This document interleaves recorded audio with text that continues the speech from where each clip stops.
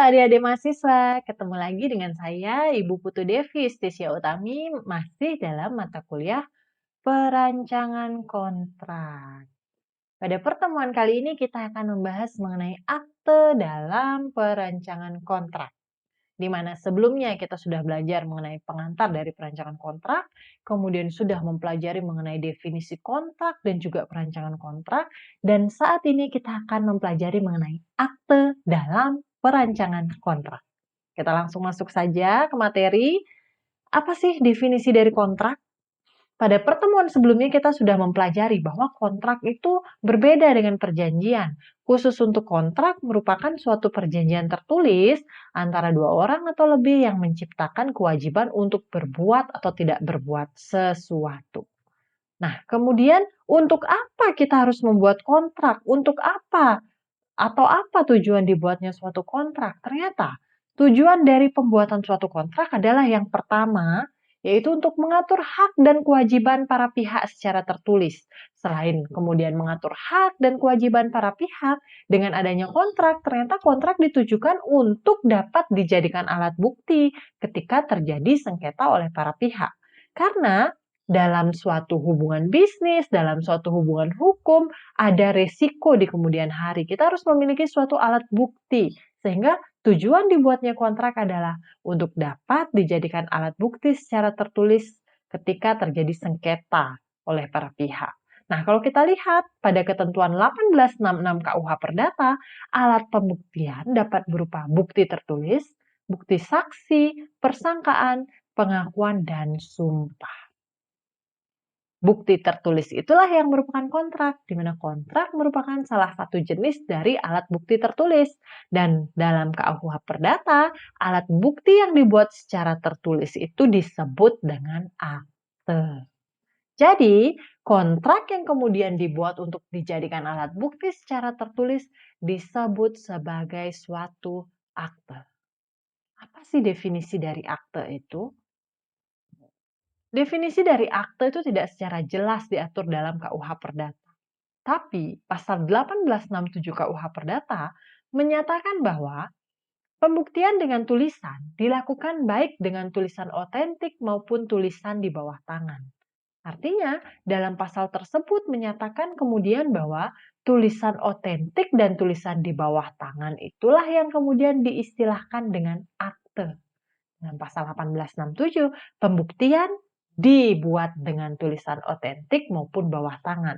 Dan dalam pasal selanjutnya disebutkan bahwa tulisan otentik dan bawah tangan itu diistilahkan dengan akte. Jadi kalau kita artikan, definisikan bahwa akte itu adalah alat bukti tertulis berupa tulisan yang sengaja dibuat untuk dipergunakan sebagai alat pembuktian. Apa aja yang termasuk dalam akte? Ada akte kuasa, akte berita acara, kemudian akte risalah, akte kontrak, dan lain sebagainya. Jadi, kontrak apa yang kita pelajari kali ini adalah merupakan salah satu bentuk dari akte. Karena kontrak merupakan perjanjian tertulis yang dibuat sebagai alat bukti di kemudian hari. Akte yang akan dibahas saat ini adalah akte dalam bentuk kontrak atau perjanjian tertulis. Ya, sekarang kita lihat. Jenis-jenis akte dapat dibagi menjadi dua. Ada akte di bawah tangan dan akte otentik. Akte di bawah tangan itu ada akte di bawah tangan biasa, ada yang di warmaking dan dilegalisasi. Sedangkan akte otentik adalah akte yang bersifat umum dan khusus. Yang akan kita fokuskan kali ini adalah pada akte di bawah tangan yang berwarna kuning, baik di bawah tangan biasa, warmaking maupun yang dilegalisasi. Oke, sekarang kita masuk ke akte di bawah tangan. Akte di bawah tangan ialah akte yang dibuat sendiri oleh mereka yang bersangkutan. Jadi kalau antara saya dan adik mahasiswa kita ada membuat kontrak yang nantinya kita akan gunakan sebagai pembuktian di pengadilan gitu, dari hasil perbuatan hukum kita itu kontrak di bawah tangan kita itu bisa dikatakan sebagai akte di bawah tangan. Akte di bawah tangan ialah akte yang dibuat sendiri oleh mereka yang bersangkutan atau oleh para pihak dan tidak dibuat di hadapan pejabat yang berwenang. Apakah suatu kontrak di bawah tangan sebagai akte baru dianggap sah jika ditandatangani di atas meterai? Nah, jadi masyarakat kebanyakan berpikir bahwa jika suatu akte di bawah tangan atau surat di bawah tangan, kontrak di bawah tangan tidak ditandatangani di atas meterai, maka dia menjadi tidak sah. Bagaimanakah sebenarnya? Nah, kita harus tahu fungsi dari meterai. Jadi paling enggak kita bisa meluruskan bahwa tidak ada materai pun, maka sebenarnya suatu perjanjian itu menjadi sah atau tidak. Sekarang kita lihat dari fungsi meterainya dulu. Menurut Undang-Undang Nomor 13 Tahun 85 tentang bea meterai, fungsi dari meterai itu sebenarnya adalah berupa pajak dokumen yang dibebankan oleh negara atas dokumen tertentu. Esensinya, pajak atau objek pemasukan kas negara yang dihimpun dari dana masyarakat. Jadi fungsi meterai itu adalah sebagai pajak atau objek pemasukan negara. Nah, kemudian bagaimana dengan perjanjian yang tidak bermeterai? Apakah dia menjadi sah atau tidak sah? Jadi sebenarnya kontrak atau akte di bawah tangan yang tidak disertai meterai, dia tetap akan dianggap sah. Kapan? Sepanjang dia memenuhi ketentuan pasal 1320 KUH Perdata sebagai syarat sahnya perjanjian.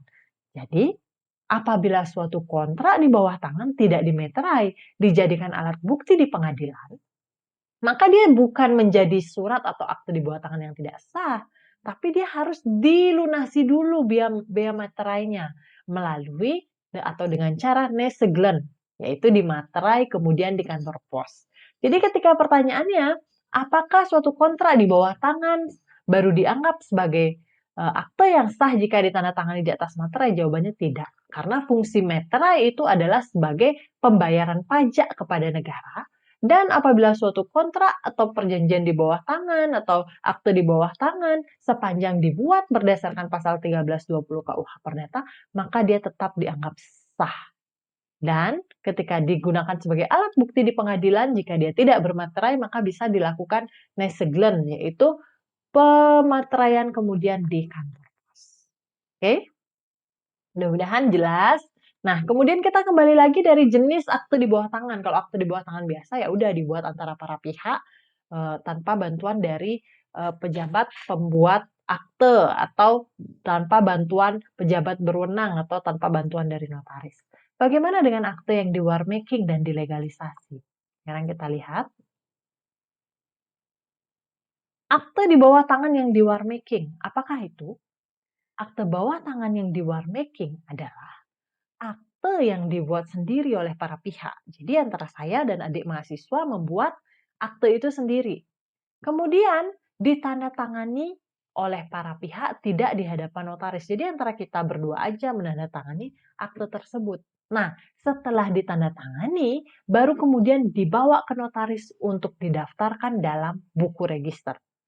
Dibuat oleh para pihak, ditandatangani oleh para pihak tidak di hadapan notaris, tapi kemudian setelah ditandatangani dibawa ke notaris untuk didaftarkan dalam suatu buku register.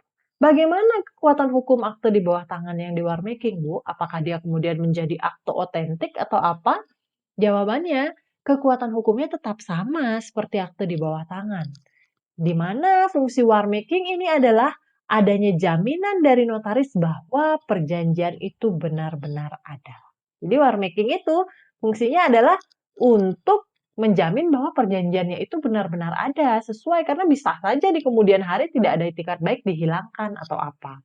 Jadi kalau war making dibuat oleh para pihak, ditandatangani oleh para pihak, kemudian dibawa ke notaris untuk didaftarkan dalam buku register. Mudah-mudahan jelas ya. Kemudian yang dilegalisasi gimana, Bu? Nah, sekarang kita lihat perbedaannya. Kalau tadi yang di war making dibuat oleh para pihak, ditandatangani sama para pihak sendiri, kalau yang dilegalisasi dibuat oleh para pihak, tapi dibacakan dan ditandatangani di hadapan notaris. Jadi antara saya dan adik mahasiswa membuat kemudian akte di bawah tangannya, tapi kita melakukan penandatanganan di hadapan notaris. Karena notaris juga turut membacakan dari akte bawah tangan yang kita buat. Kekuatan hukumnya gimana, Bu? Kalau tadi dia tetap sebagai akte di bawah tangan, yang ini juga sama. Dia tetap sebagai akte di bawah tangan. Kalau yang di war making, notaris menjamin bahwa perjanjiannya benar-benar ada.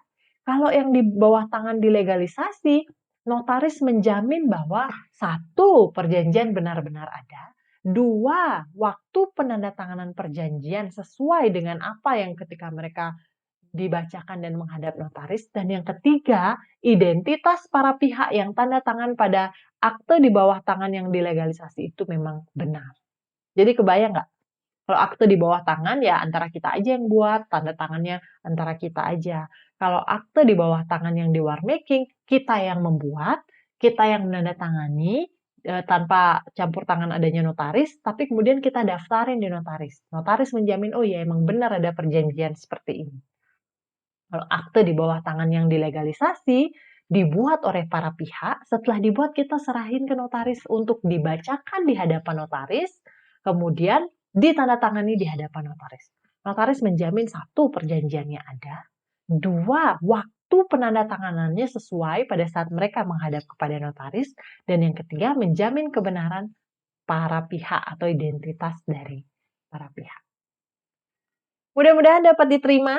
Jadi, itu pembelajaran kita hari ini mengenai akte, khususnya pada akte di bawah tangan, di mana di dalamnya tadi kita sudah mempelajari akte di bawah tangan biasa, kemudian akte di bawah tangan yang di war making, dan yang terakhir akte di bawah tangan yang dilegalisasi. Terima kasih sudah menyimak video pembelajaran pada hari ini. Sampai jumpa pada video pembelajaran berikutnya. Tetap semangat belajar. Sampai jumpa.